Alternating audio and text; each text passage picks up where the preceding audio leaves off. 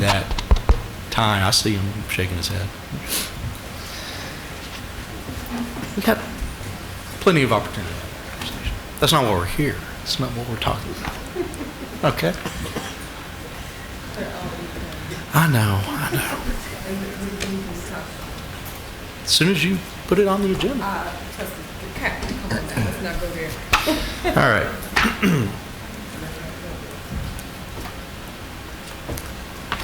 We've talked about the downtown building. We've talked about Belo. We've talked about now Pegasus. After listening to everybody talk, questions being asked and answers we're getting, pretty much come to the conclusion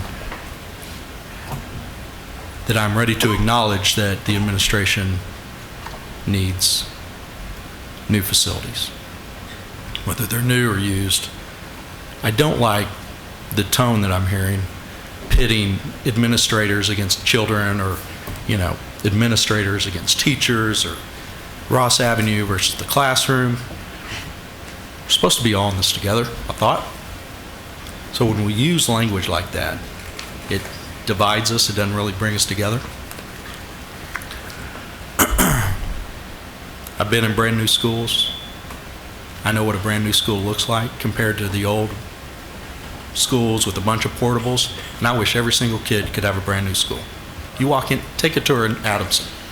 Come see me sometimes. Perfect. Okay? Perfect. Well, that's what I want for administration. So the question now is, how do we get there? After listening to everybody talk, and knowing what I know from several years ago when our fund balance was only $37 million, and now it's,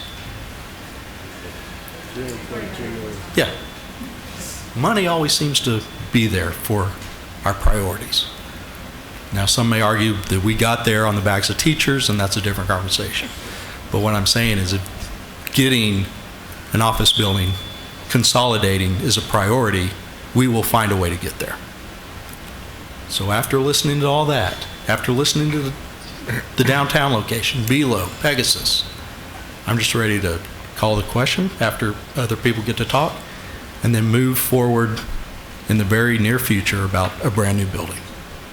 So we can design it to our needs, come up with a cost, have a plan to know, okay, this department is going to be on floor 4, this department is going to be on floor 5, this is how we're going to get people to work easily, we're going to make sure we have the adequate parking and great facilities and good fitness centers and business centers and childcare.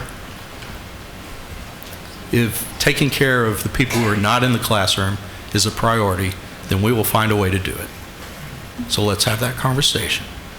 Let's have a conversation about building a brand new building for administrative people who are not in the classroom every day, in conjunction with talking about how we get rid of more portables, how we fix our air conditioning units, how we fix our athletic facilities. I think somebody called that a comprehensive plan.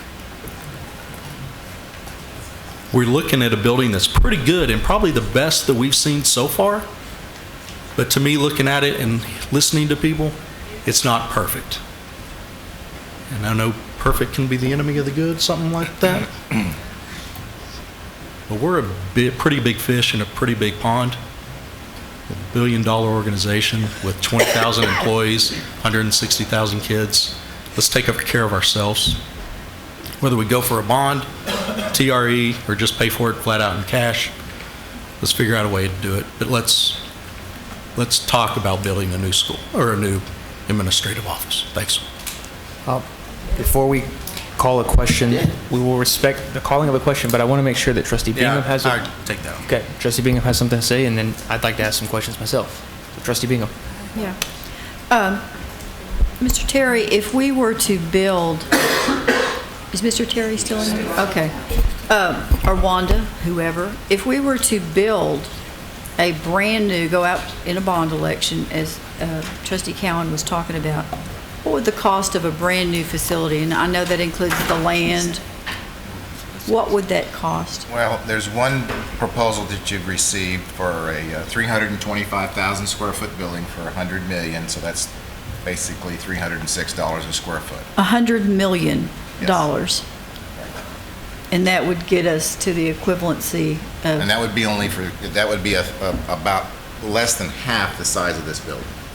so it still wouldn't give us room for growth. Yeah, it would be a single-purpose building, and wouldn't, as this building potentially has flexibility to do other things other than just house administrative staff.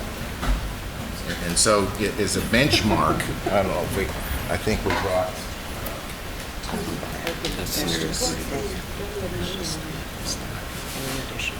One of the questions that was asked to us early on is what was the seller of this property doing? And they are in Houston. On the top line here, they're building 10,000 employees, 385 acres. So they're consolidating numerous facilities in Houston into one location. In the news articles, everything that's unknown, that's just the way the news articles. Here in our own backyard, Toyota's been in the news, 100 acres, $350 million to build. 4,000 employees, there's parking, State Farm in the news. And this pertains to 3 buildings, they're not 4, so and the breakdown was just announced. Their cost of build is unknown, some of the employees. Then we just added the point of reference. So trying to give you not only the number that you've already seen, $306 a square foot, $340,000. Jerry, you need to be on the mic if you're going to be up. Sorry, I'll come back to that. Sorry. I'll learn.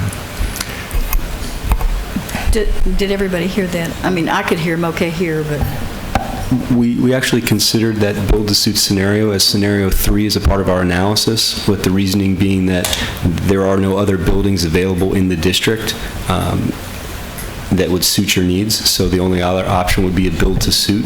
And really the key number there is that new construction today costs anywhere from $250 up to $350 per square foot. And the all-in cost that we modeled for this building here was the $30 of acquisition plus additional costs, totaling essentially $100 a square foot. So as compared to new construction, if the trustees decide to go in that direction, you should just know that the current market numbers for new construction are up to $350 per square foot on a brand new basis. So we presented that option, that scenario in the financial analysis, so that you might consider that. But we thought the better solution at this time, because of the 3 to 4 year duration it will take to complete that process, was to acquire this building at roughly 1/3 of the cost compared to new construction. So that was our reasoning there. okay, thank you. Thank you, Trustee Bingham. There isn't much to add because we've heard a lot of the nuance of the conversation back and forth, for and against. But I think I would like to add a personal perspective on this, having served as a teacher and an administrator and having to deal with all these multiple buildings. And I want to start with facts that I've seen. I've listed these since I got the report last week. Began to list them out because I know these to be true and the public should know them to be true as well. The ISD is currently operating in 25 plus buildings across Dallas as it relates to central staff. 25 plus buildings. Cross-departmental communication is weak due to this fragmentation.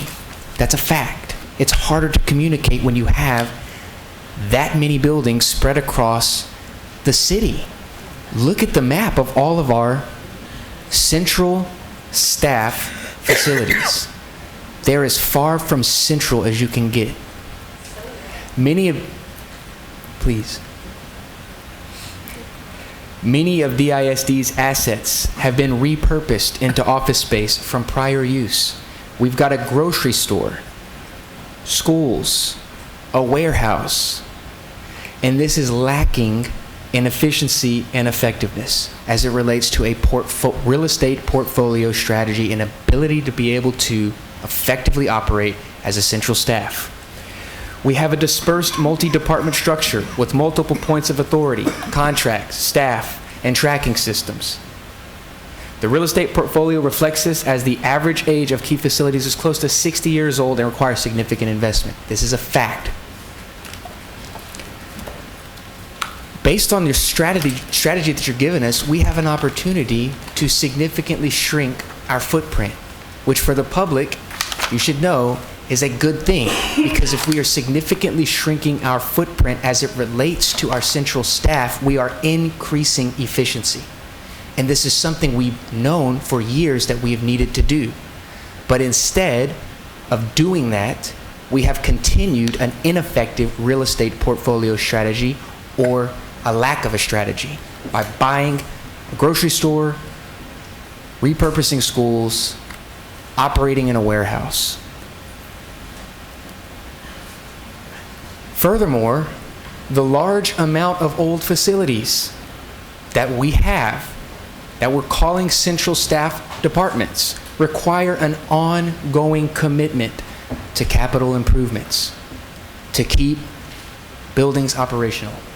That means we're spending more and more and more money to keep facilities that we know aren't efficient in operation.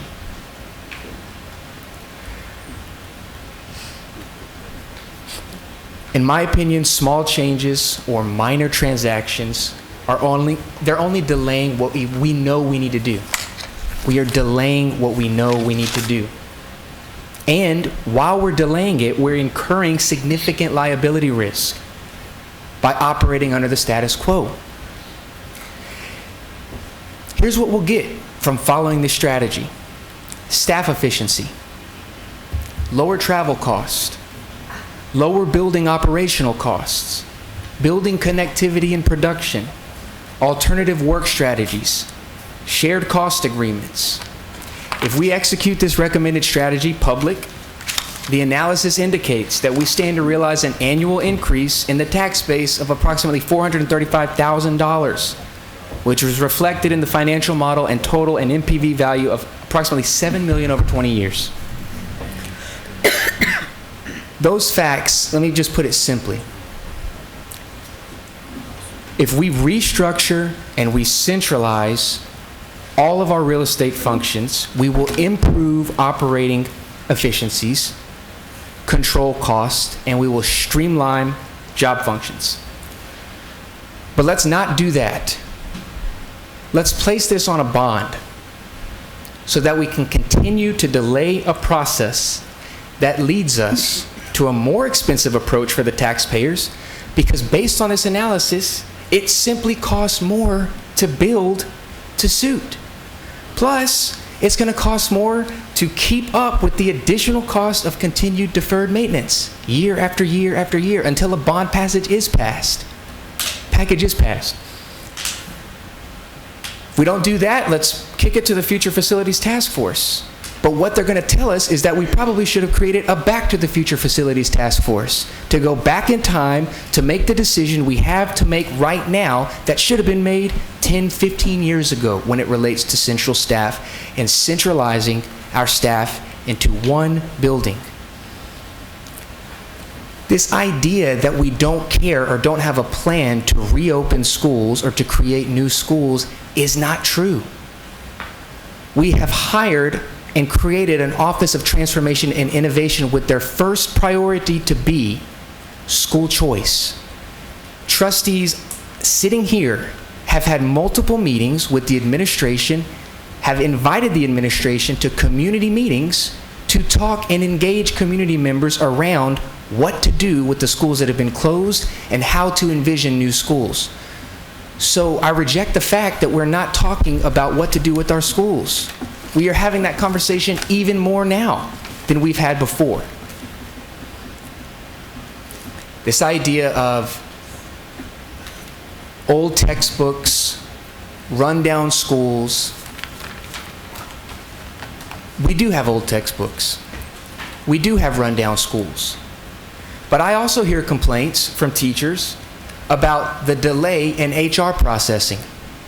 I also hear complaints for teachers and parents about having to drive across the city from building to building to handle one issue.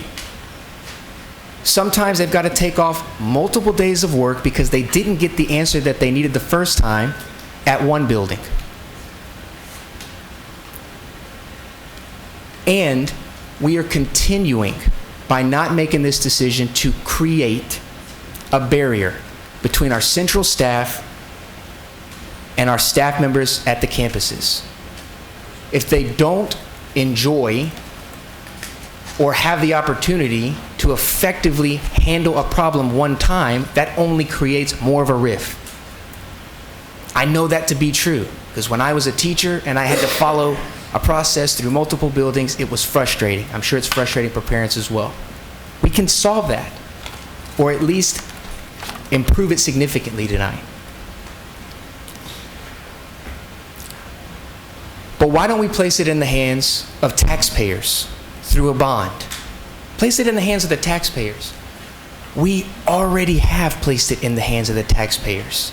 The taxpayers voted us, the trustees, to make decisions as it relates to our property and to envision future facilities, to envision and make decisions on decisions like we're making tonight. So we've given the taxpayers an opportunity by going out and knocking on doors and asking them to place us in a position to make a decision like this tonight. And finally, what I would really urge this board tonight to do is do not go after a Pyrrhic victory.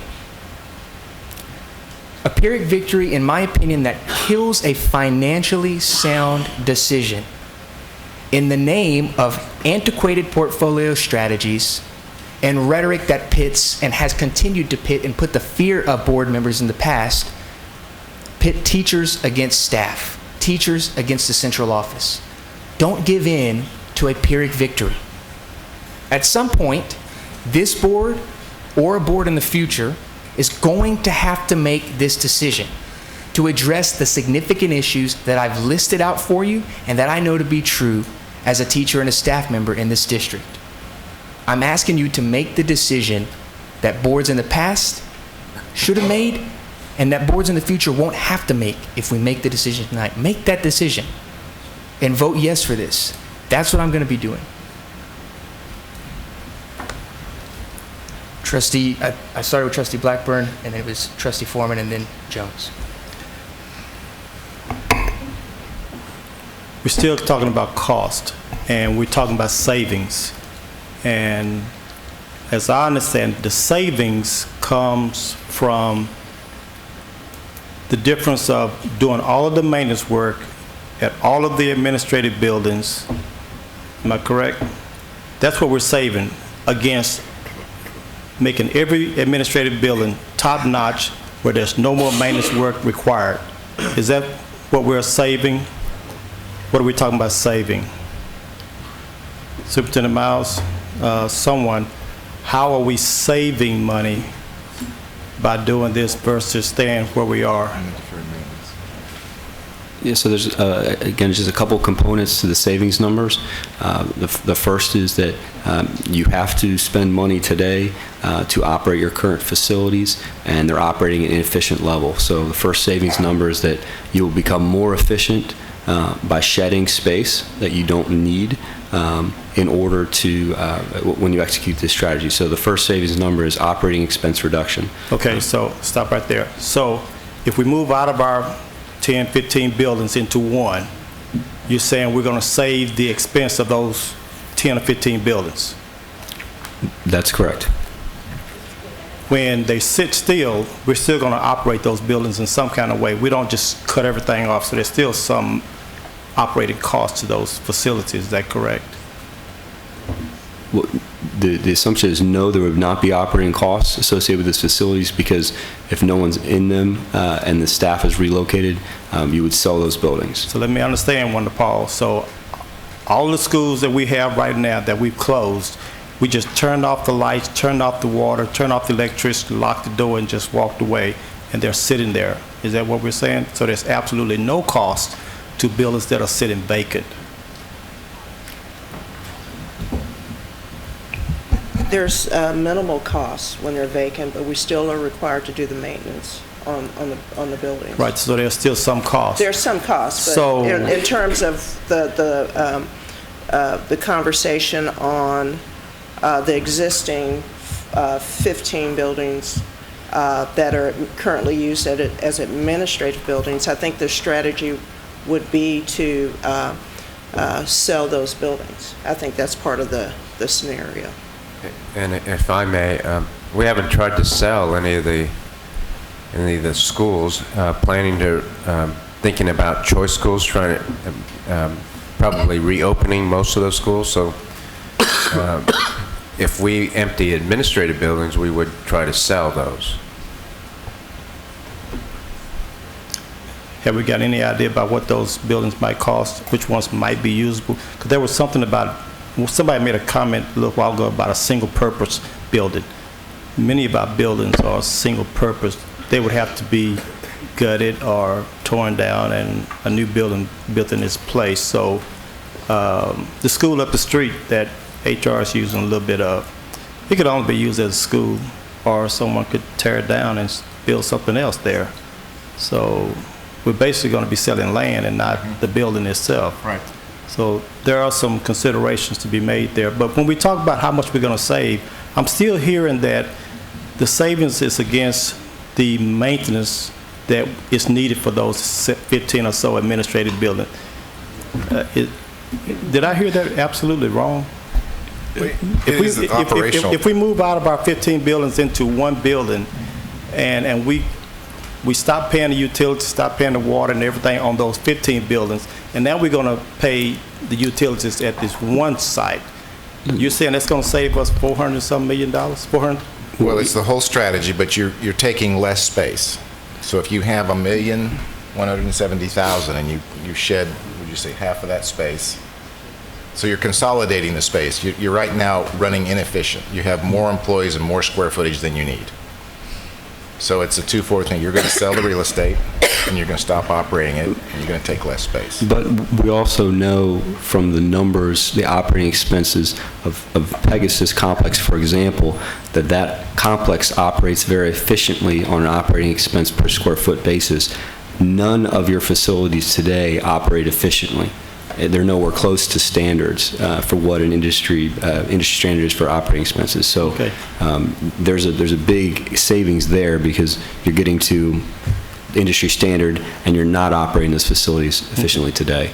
Absent of the savings, Superintendent Miles, I am not hearing that we're going to be able to pay for the building and renovate the building to the point that we need it without dipping further into our fund balance.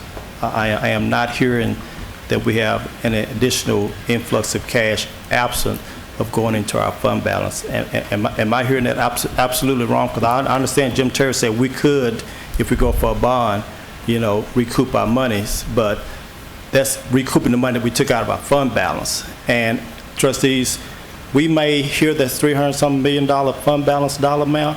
Don't underestimate that the actual unassigned fund balance around $155 million. Am I right, Jim Terry? 158. $158 million. So it's not the $300 and some million that we hear a lot about. A lot of that money is committed. I would think that the strategy would be to I'm sorry? use the $25 million and then just sell it. Well, I understand the $25 million has already been set aside, but I'm talking about the additional monies, because I keep hearing it's going to cost about 20. Right. So if you do the strategy, right, you use the $20 million to pay for the building, we got the $5 million, and then that should certainly free up some of the buildings that we go ahead and do surplus and sell, and I think we'll make enough money to then complete the renovations. And so I think that, total, that we will have more than enough money to not only move into the building, but to do all of the renovations. Trustees, I'm voicing my concern. Okay. Trustee Foreman and then Trustee Jones, and then we'll wrap up. I had a question. Okay. To clarify. Okay.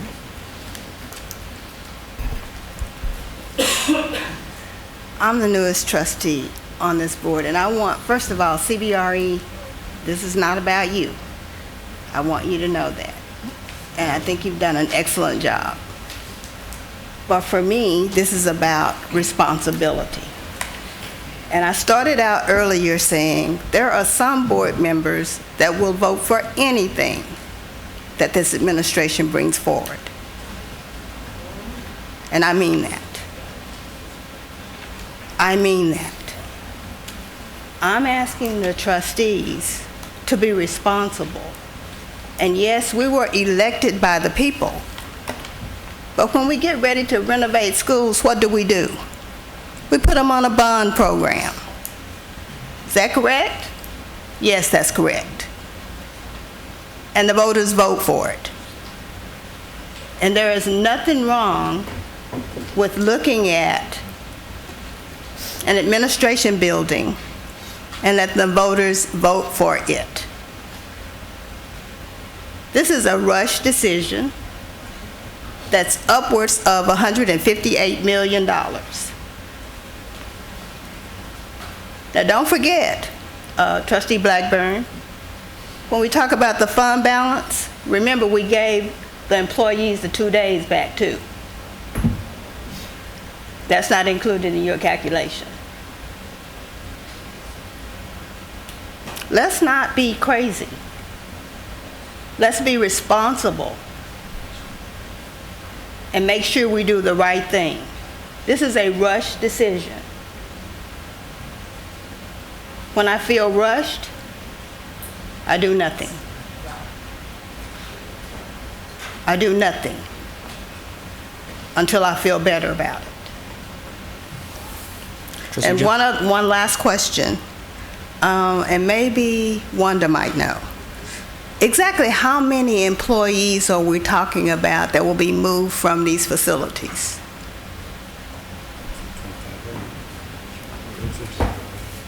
Up to 2,500, but I think the strategy that if this is voted and passed is that we would do an iterative approach in moving employees.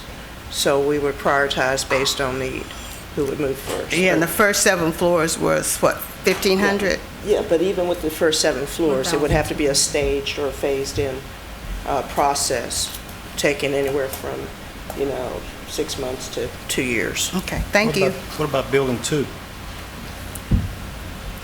We haven't talked about building 2. Well, building 2, again, it would be a phased-in process. So depending who goes in there, that's how we would approach it. It would be part of the plan. And all the other buildings? The other buildings, again, phased in. Priority is Pegasus and then building 2.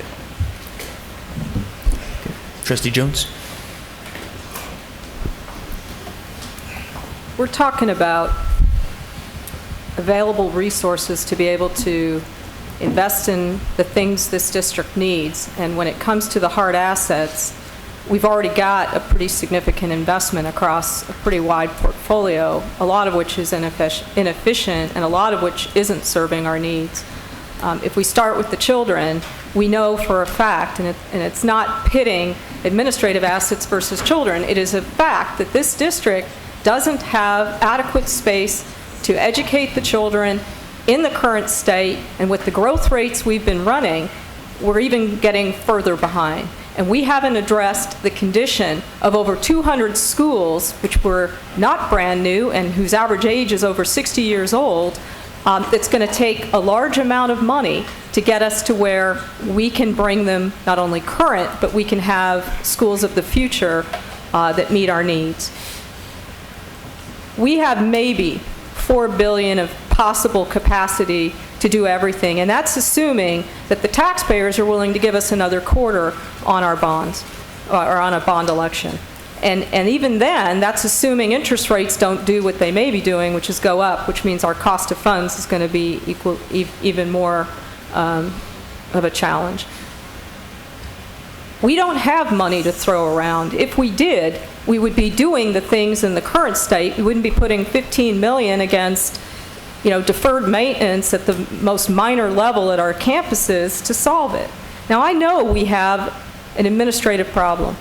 I am the first person who was trying to push this district to come up with a plan, a strategy, and everything that goes with it to not only solve that problem, but simultaneously address the other issues as well. It's not separate pots of money, it's one pot of money. And how you divide it up does matter, and where the money goes matters even more. This project needs $100 million, essentially, from what I can see, to just bring it to where we could occupy it and it could function. We're assuming we can get rid of or dispose of assets that aren't meeting our needs. But to me, those shouldn't be mutually exclusive questions. The first question I was hoping you guys would address is, what do we do to optimize what we've got? In other words, what's working, what's not working? Because not all of it is necessarily not meeting our needs. Some of it is. Some of it actually functions quite well. The problem is, from the totality of a 380 square mile district and so many administrative resources, where do they need to be and why? And what cost should we be willing to entertain to make sure they're in a high quality functioning environment to be able to meet the needs of our campuses? That was the workplace study, or so I thought. And that was the study that was supposed to help inform the investments we would be making, whether it's one building or multiple buildings, or some way to make sure our administrative resources support our campuses, because the goal there is they're supposed to be meeting the needs of our children, not the other way around. Now, I'm all for making investments and doing what's necessary, but I don't see the wisdom of this particular investment because of the type of capital that it requires us to tie up and otherwise focus when we have yet to do any of the consolidation or thinking around within our current asset portfolio, how could we rebalance it? Or how could we manage it more effectively, at least to start moving in that direction, and look at every other need this district has with respect to its children and make that the first priority.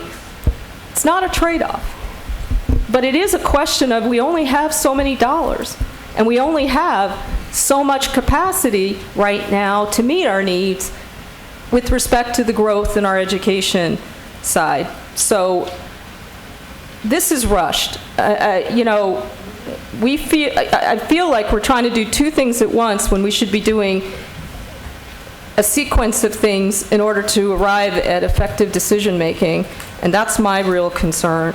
The economics of this, I just don't see. And I don't see how they actually free up the cash. I see them encumbering more cash, which then puts us at a strategic disadvantage with respect to trying to do anything in the near term to support the overcrowding and the substantial overcrowding and terrible conditions that we should be addressing tomorrow, and not waiting 3 years or 2 years for a bond program to be able to do the major capital raise to finance that side of our house. So I'm really torn. And again, to me, this is a timing problem more than anything. And I feel that this particular decision is being rushed without looking at all the other strategies and options that can get us to an optimization. I recognize if we wanted to do a consolidation, that is, have one building and call that the only strategy, this may be a reasonable approach, but I don't believe that one building and consolidating everybody in that building in a location which is problematic from a traffic and from a logistics perspective as it relates to the geography of this district, that we've found that answer right here. I like Trustee Cowan's point of view that if we're going to do it, we do it right. We do it at the level of how it is truly meeting all of our needs. And from a cost and a financial perspective, it can be thoroughly justified, and that the public agrees with the type of dollars that we're looking at here and tying up in buildings, when technically those dollars should be deployed to the classroom to educate our children. Thank you. Okay, Trustee Nettle, and then is there anything else? And I think we're ready for. Can you? Okay, Trustee Nettle. Can you clarify? I'm looking at the executive summary. So the 15 items that are on here for sale, I see James Fanning Elementary School, as well as James Bonham. So is that the potential of selling these two schools? The potential is there, but That's, of course, up to the trustees and administration, so. Yeah, I'm just looking at the list, and so I thought at the meeting, Dr. Terry, we said H.B. Bell was taken off the table of consolidating H.B. Bell. So I'm just want a clarification of what, we have James Fannin, Nolan Eston Plaza, Administration Building, H.B. Bell School, Administration Portables, the Marvin Resource Building, Purchasing Department, Hay Building, James Bonham, Haskell Building, Pegasus Complex, Shook Building, Maintenance Barns, William McDuff, and the William Cotton H Service Center. So 15 buildings that we're saying we're going to sell, and this is the dollar amount that we potentially are looking at. I would comment that we analyzed all of the assets. Are they working for you today? And the answer was emphatically no from all the interviews and the analysis that we did. So the answer was no, they're not working for you today. And the second perspective was, do they have market value if the board were to consider disposing of them? And the answer to the vast majority of those was yes, they do have significant market value.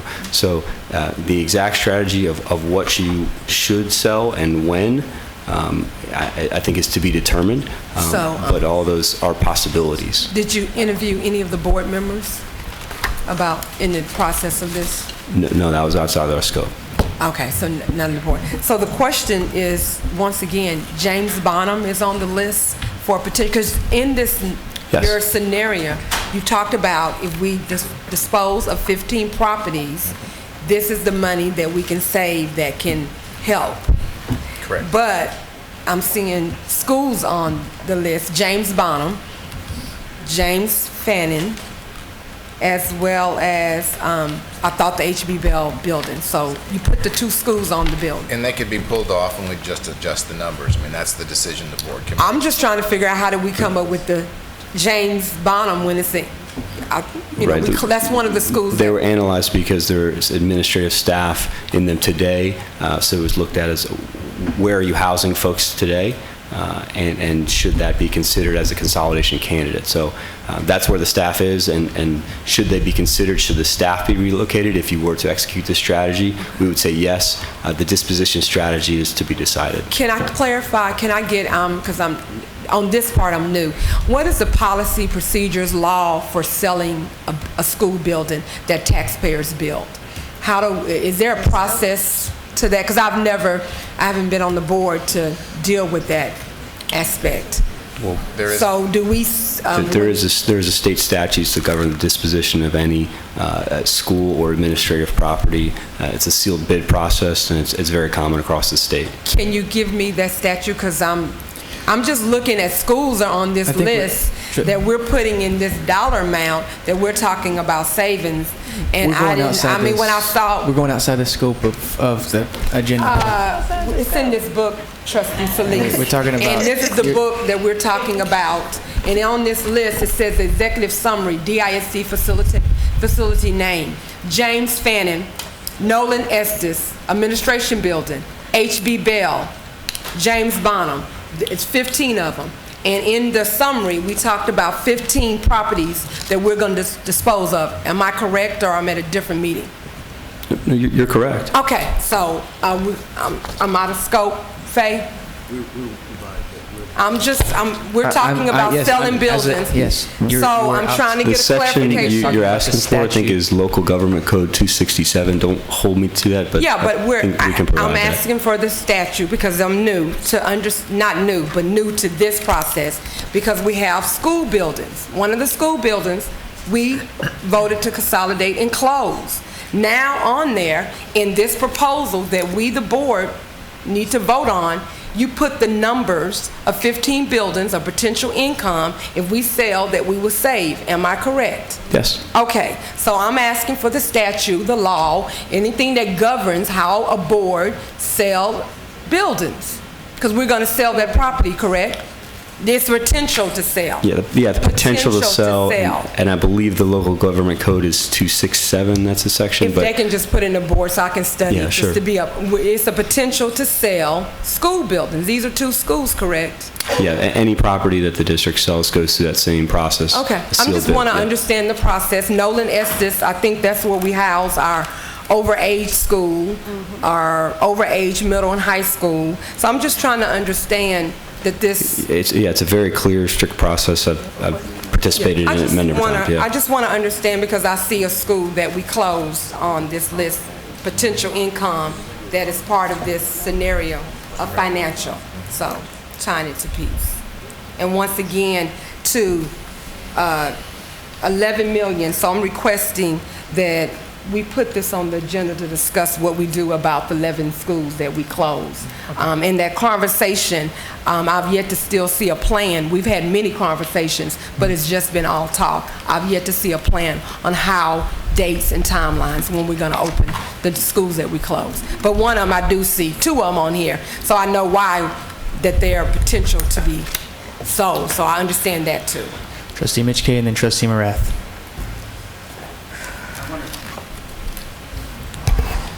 I wanted to go back to page 9 and look at the column that's captioned annual payments for respective period. Okay. Okay, so you're saying if we stay where we are, it'll cost us $21 million a year. I assume that's averaged over the period of time? That's right, the 20-year period of consideration for the payment. So that's column 1 for the status quo is that $217 million there roughly over that period. We've assumed that you've taken care of all the deferred maintenance in your facilities over the next 10 years. So. Okay, and then looking at the annual payments, if in the build-to-suit scenario, you have an estimate there of about $11 million. Yeah, it's $11 million annually for 20 years. So you have, I've assumed that because you're going to, I've assumed because if you stay in the status quo, you're making a long-term decision that you're going to invest in your facilities as they are today in the very near term because of the urgent need to address deferred maintenance. So you could divide that over a 20-year period, but in all of our discussions, it seemed apparent that that was the most reasonable period of time. Okay, and then in the build-to-suit scenario where it's $11 million a year, what is the upfront investment that you've factored in there? Well, the upfront investment is essentially a build-to-suit project. You would procure for it in the next 18 months, and it'd be a 2-year construction process. I don't know exactly how you would finance that, but what I've assumed is that it's basically $300 a square foot, which is the market price for new construction, times the square footage. So you can see there it's $148 million in the construction budget in scenario 3.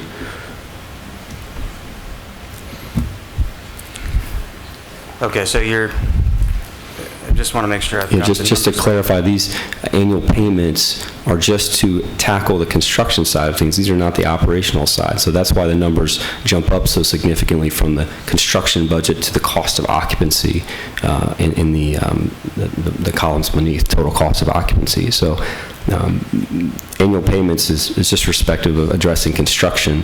It's not your cost of operating facilities.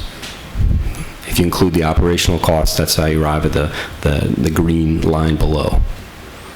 And the operational cost for a new building versus the operational cost for the Pegasus building versus the operational costs if we stay where we are, what do those numbers look like? Our best estimate after analyzing all your cash flows for your current facilities is it's costing you $14 to $15 million a year to operate your current facilities. And in the Pegasus complex, because of the numbers we were provided by the seller, we know that that does operate at what's called BOMA standards, which is comparable to the market. So you're talking about $6 per square foot versus approximately $10 in your facilities today. And the build-to-suit would, of course, be brand new and operate efficiently as well. So we think there's about a $4 difference per square foot in your current operating scenario versus the 2 future scenarios. And the 2 future scenarios would have the same $6 costs in your estimate? Right, yeah, Pegasus operates very efficiently, and build-to-suit would operate efficiently. It's very clear today that you do not operate efficiently. But trying to reduce this to a cash flow analysis for the first 5 years, I don't know if you have those sorts of numbers, but I'm trying to figure out what would be our cash flow outlay over the next 5 years. If we stay right where we are, then, with the other two scenarios as well. I'll just comment that my answer would be somewhat speculative because it all depends on what the board allocates for funding. But the cost of occupying Pegasus or a build-to-suit, both those do require substantial investment up front. But the payback over the time period is substantial as well. So it's difficult to project what the cash flow outflow is because it depends on what you sell and whether you pursue a build-to-suit or today. I mean, again, I'd ask the board to consider that in the occupancy scenario for Pegasus, we've assumed the highest cost possible. Do I believe personally that it's going to cost you the highest possible? No, because I think you're only going to take the first 7 floors, and so your costs will be reduced. So I just didn't think it'd be appropriate to come before you and say, you're going to get in for this exact dollar amount. Okay, thank you. Trustee Morath? The question on current operating costs,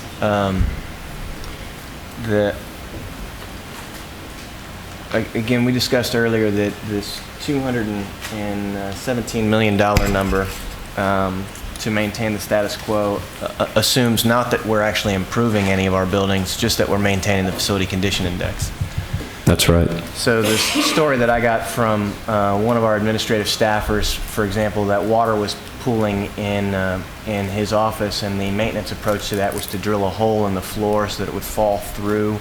That's the sort of status quo of our administrative facility. Is it's not actually improving the outcome so that, for example, water stops pooling in the offices. We're just going to maintain the existing level of water pooling in our offices under this particular budget scenario.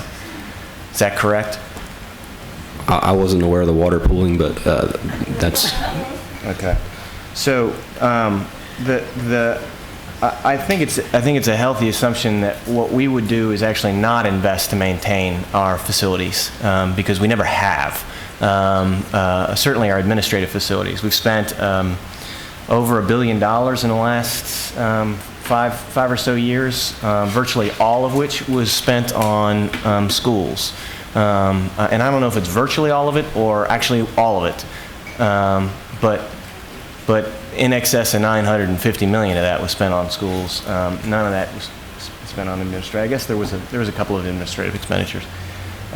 So I think the assumption over 20 years that we would spend $217 million to maintain facilities is probably not wholly valid, which was why I asked you the original question, which was, let's assume that this is over by half, and we only maintain, degradation. So as an entire floor fills with water, maybe we can address that problem.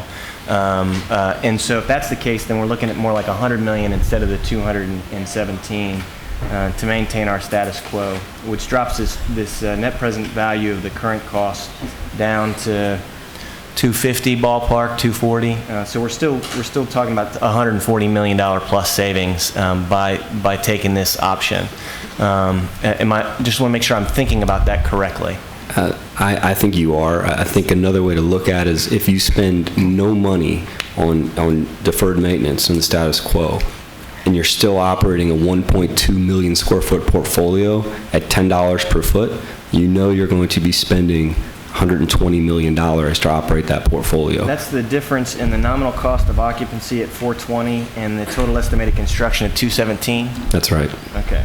So if I factor out all construction costs, that brings us down to about $200 million. Is that right? Nominal cost? That's right. Which is a hair below, actually, our Pegasus project in terms of total cost of operation, but that means over the next 20 years, a couple of buildings are probably going to burn down. So that's obviously not necessarily a valid assumption either. The next question, going back to the build-to-suit conversation, you got 440,000 square feet on here, and so if we build a building, it's $148 million sort of cash out of pocket to do that, and we'll have to sell some bonds to finance that, whether we do that out of M&O or something else. It's the same approach we would take to financing the iterative costs on this project. The difference being is that we have to swallow that bite all at once, whereas this, if we're building something from scratch, we're going to have to pay somebody $148 million over a very short period of time. That's right. To do that. Whereas if we do this, we're doing Jim's $8 million deal for a couple of years to get us to 7 floors occupied. Am I thinking about that correctly as well? That's correct. Okay. So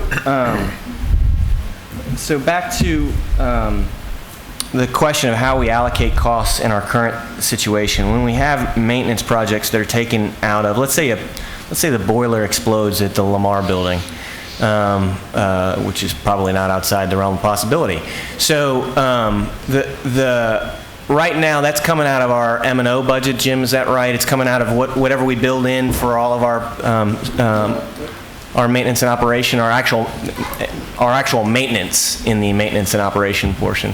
Well, do remember that the board approved $15 million into a deferred maintenance account this year. So it either comes out of the deferred maintenance or it come out of M&O. A point of information, that's $15 million to cover schools and every asset, not just administrative. Right. Well, So, I don't know exactly where it all went, but... And point of information, we have, as I recall, $4 billion of deferred maintenance on our schools. So if we were going to play this, what we're supposed to be spending? I thought it was $4 billion total. Yeah, and I'm not really playing schools off of administration. I'm trying to figure out how to most economically efficiently deliver services to our students. And back to the build-to-suit option. So we get a building that's about half the size for more money, 50% more, assuming your worst-case scenario number. But if we're looking at what we would think is actually a likely scenario number, we're talking $25 million plus another $25 million ballpark. So, and that doesn't get us 700,000 square feet. How much square feet does that get us? The what you think you're actually going to do, Jim? Well, on their build is 497,000 square feet. 439,000 square feet. No. I'm talking about the 7-floor deal on Pegasus. Well, that gives us about 300,000 square feet, half of the building, 7 floors. Okay, so that's about 20% of the cost. Am I doing that right? We get about 80% of the size. Right. Yeah. And the only downside that we think is that if we build a suit, we can build anywhere we can find vacant land. So if we find some property in downtown by a dart stop, we can do that. I mean, how much acreage do we need to do this? Well, I think it also would be, what the strategy would be. What I see, not only the economics of the Pegasus, is that it is 23 acres. Yeah, so we have all kinds of opportunity. We have all kinds of opportunity. So you've got an operations, whereas we build a suit, you're going to talk about a tower just for administrators.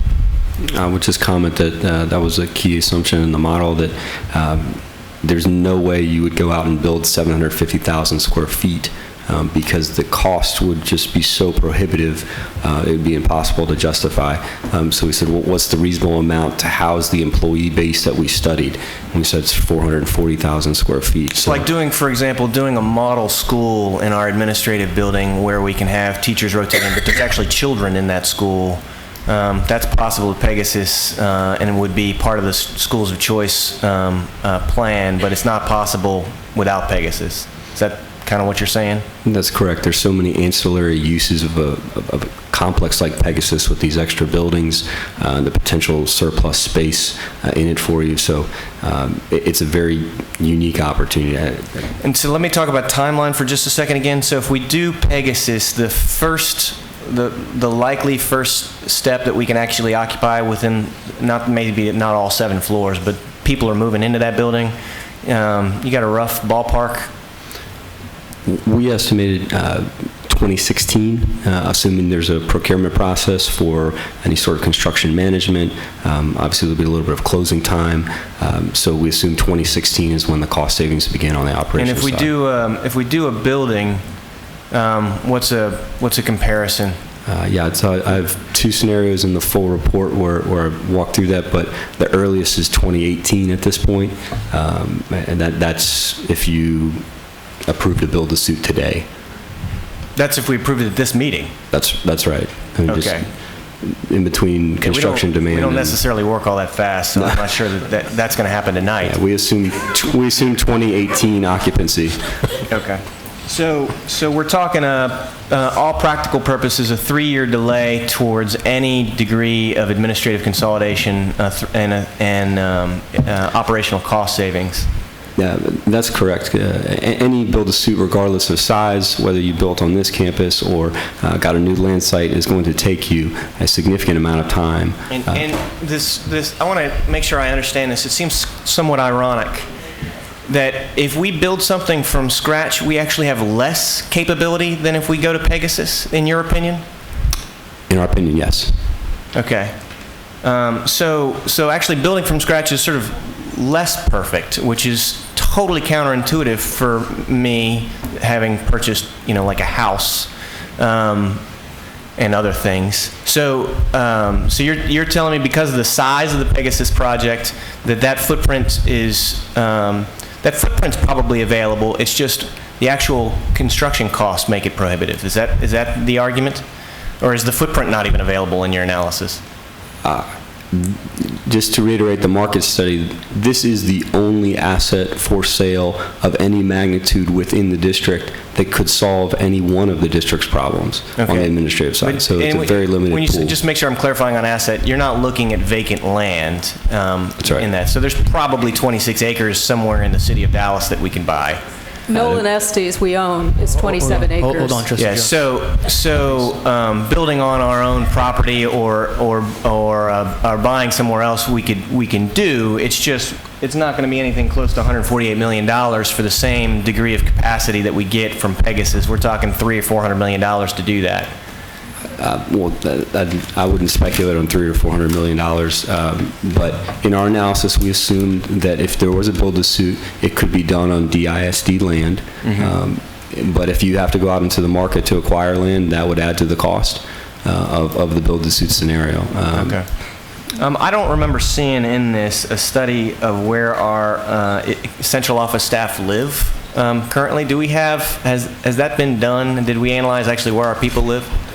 Yes, it's been done. Okay. Can you give me a sense for, is the Pegasus place more convenient for our staff on average than where we're sitting right here, or less convenient? Or do we know the answer to that question? I think the answer is yes. We've done a map, demographic map of where, and most of our, not most, but a lot of our people tend to live north and northwest, and this is a little bit west. We can provide you that map if you'd like to see it. So we think that this is actually more convenient for our central staff. Right. We think that this is the cheapest option, and we think that this gives us more capability than anything else that we could do.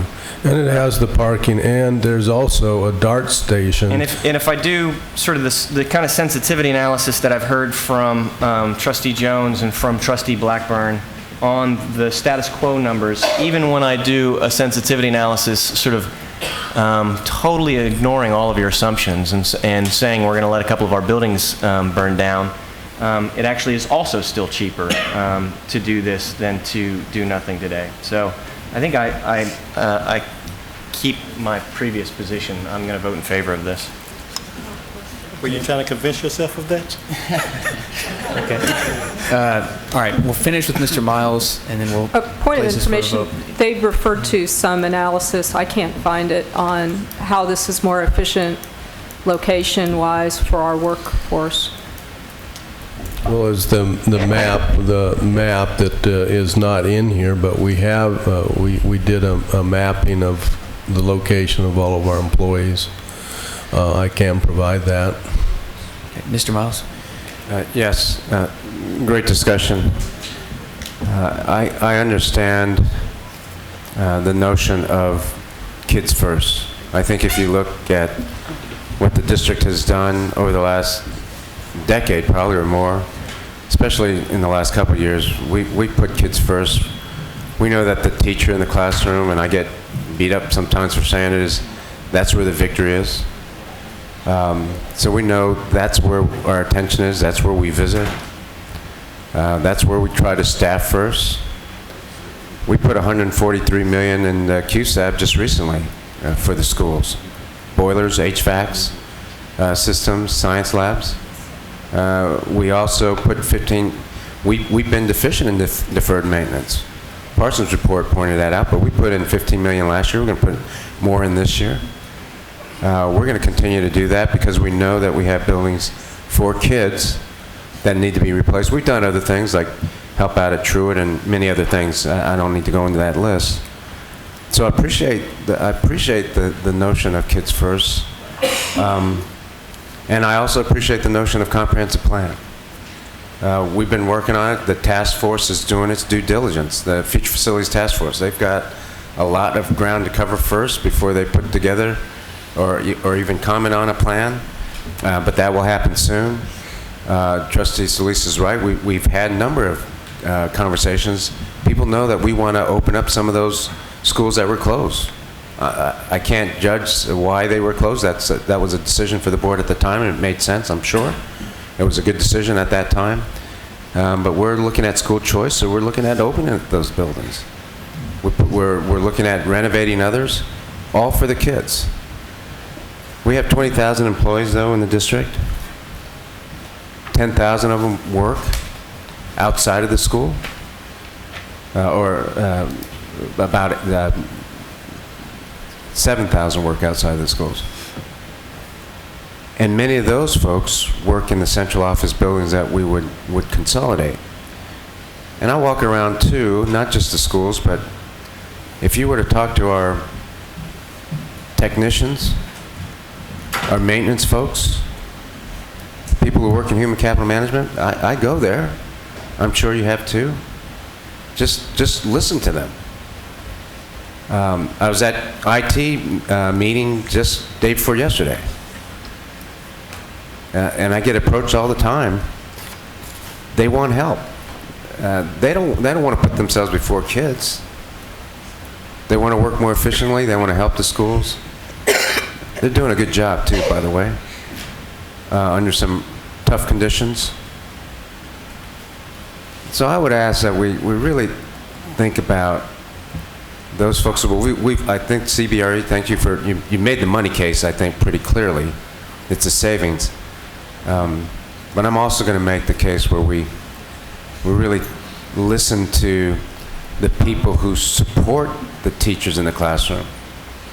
That technician, the human capital management person that's trying to staff the building, ask them what they want. They will tell you overwhelmingly they need a building now, and better working conditions. Not 3 years from now, not 4 years from now. They need one now. Trustees, please cast your votes.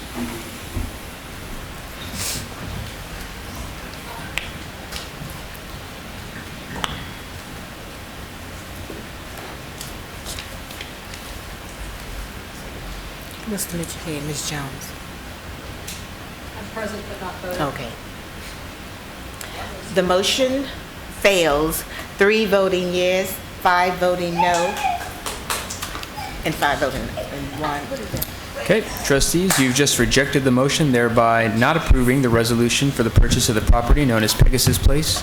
3000 Pegasus Park Drive in Dallas, Texas, as further described in the resolution for public school, educational, and administration facility purposes, and to accept the seller's offer to sell at a price of $20 million, and if necessary, to offer to acquire same at such price plus authorize related costs and fees of 6% thereof, general operating funds. We're now on to, back to item 9A2, to approve the amendment to Board Policy CH Local, Purchasing and Acquisition, third read, sponsored by Jim Terry, Chief Financial Officer. Do I have a motion? Move for adjournment.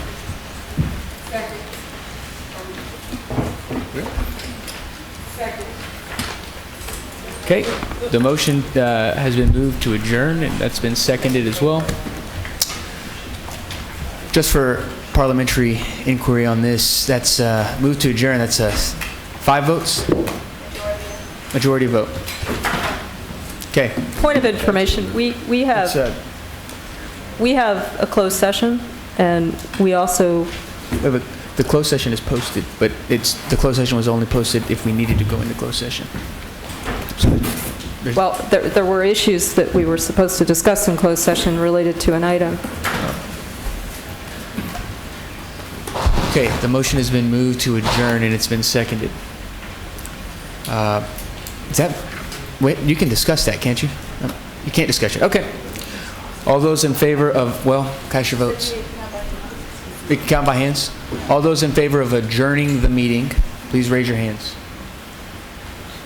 And all those opposed? Okay, the motion fails. 2 voting yes and 3 voting yes and 6 voting no. Okay, we're back to the main motion, 9A2. Do I have a motion? Moved by Trustee Morath and seconded by Trustee Bingham. Trustees, is there any discussion? Okay, hearing no discussion, trustees, please cast your votes.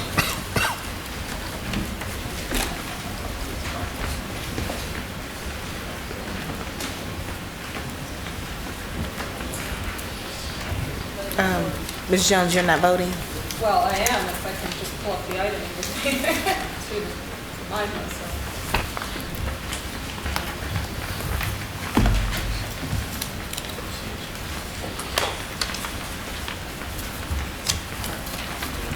The motion passes 7 voting yes and 2 voting no. Okay. Adopted the motion, thereby approving the amendment to Board Policy CH Local Purchasing and Acquisition. We're now on to item 9A3, to approve the monthly financial reports and the monthly tax report for the period ending October 31st, 2014. Consent item number 4, pulled by Trustees Joyce Foreman and Bernadette Nuttall. Do I have a motion? Moved by Trustee Bingham. Do I have a second? Seconded by Trustee Morath. Trustees, is there any conversation? Okay, trustees, please cast your votes.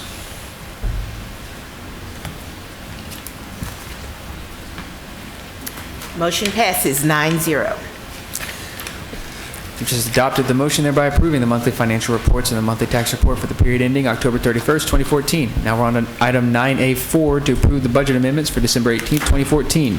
Consent item number 5, pulled by Trustee Joyce Foreman and Bernadette Nuttall. Do I have a motion? Moved by Trustee Bingham, and a second? Seconded by Trustee Cowan. Trustees, any conversation? Okay, trustees, please cast your votes.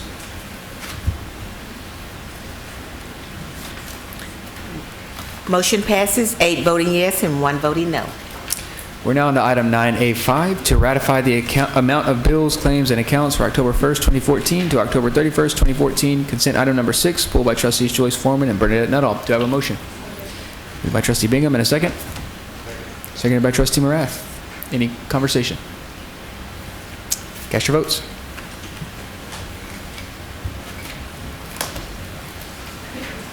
Motion passes 9-0. You just adopted the motion, thereby approving to ratify the amount of bills, claims, and accounts for October 1st, 2014 to October 31st, 2014. Need to have a building vote every time before the rest of it. Now on to item 9A6, to authorize, negotiate, and enter into agreements for locksmith equipment, parts, and supplies for district-wide use, not to exceed $600,000 over 3 years, general operating funds. Consent item number 14, pulled by Trustees Joyce Foreman and Bernadette Nuttall. Do I have a motion? Moved by Trustee Bingham, and a second? Seconded by Trustee Morath. Any discussion? Please cast your votes.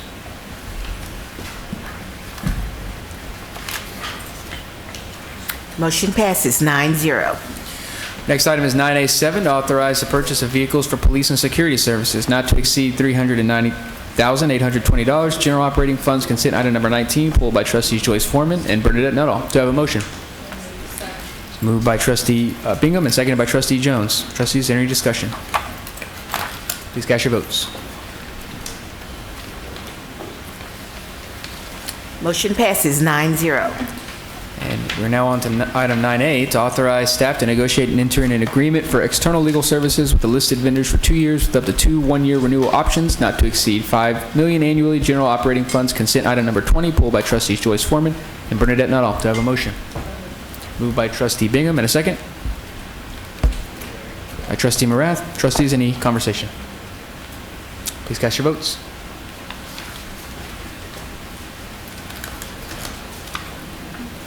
Motion passes 9-0.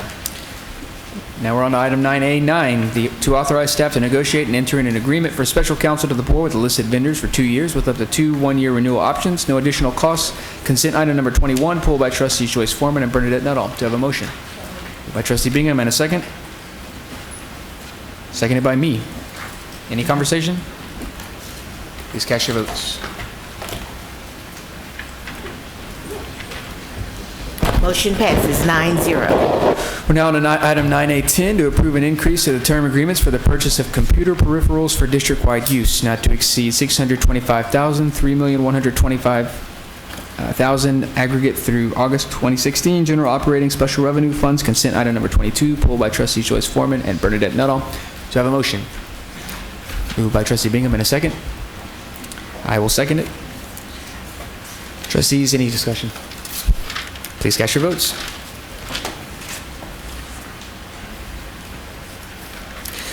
Next item, sorry. Okay, motion passes 9-0. Next item is 9A11, getting in the groove. To approve an increase to the term agreements for the purchase of audio-visual equipment and service for district-wide use not to exceed $750,000, $3,750,000 aggregate through September 2016. General operating grant bond special revenue funds. Consent item number 23, pulled by trustees Joyce Foreman and Bernadette Nuttall. Do I have a motion? Moved by trustee Bingham and a second by trustee Morath. Any conversation? Please cast your votes.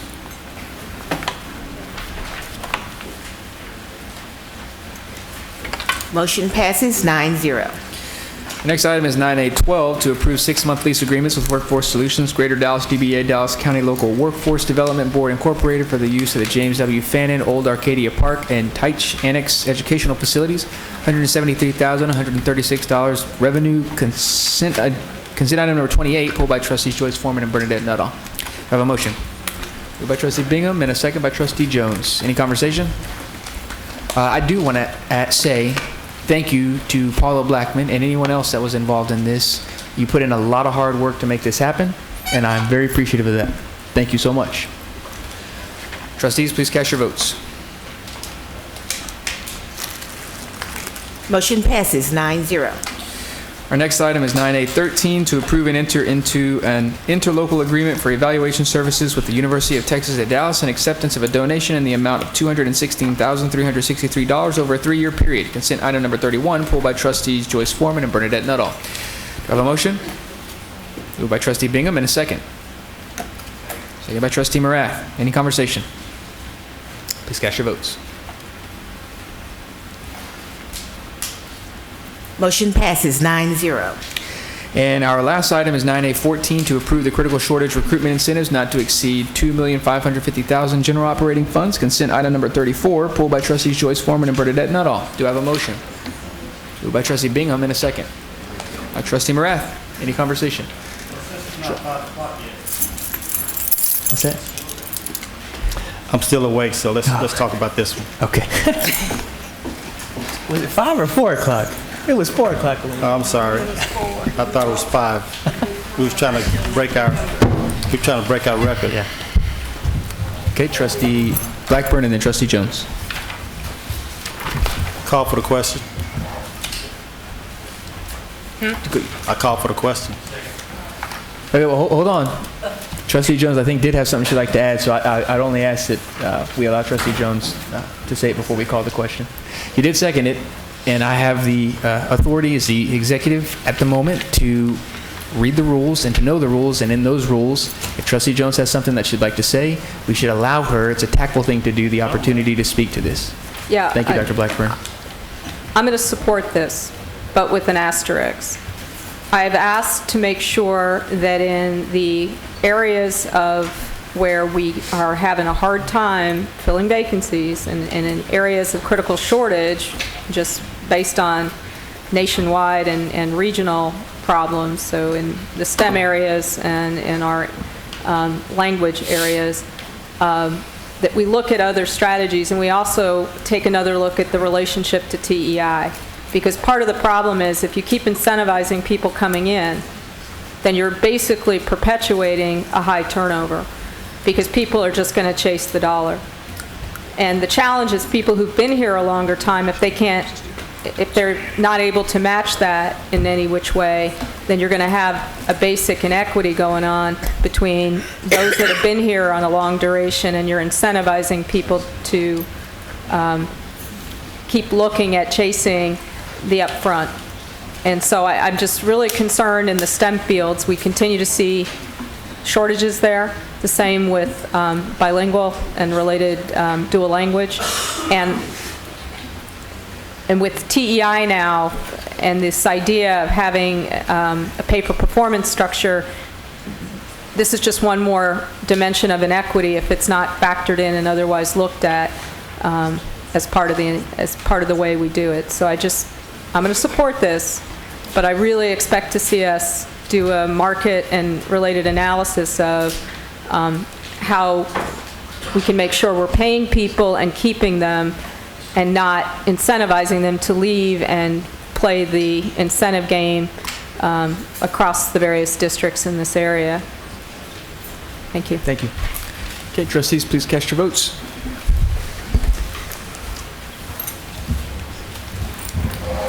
Motion passes 9-0.